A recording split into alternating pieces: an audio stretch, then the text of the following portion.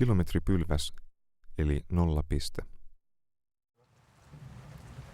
Haastaat, että Lemi kunnallislautakunnan puheenjohtaja ja Lemi kunnan esmies Antti Okko käs pystyttää tämän poasi tähän. Samalla hän määräs, jo tästä poasista on mitattava kaikki matkat Lemille. Poasi päällä oli tien viitta ja se osoitti käräjätuvalle Vainikkalaa.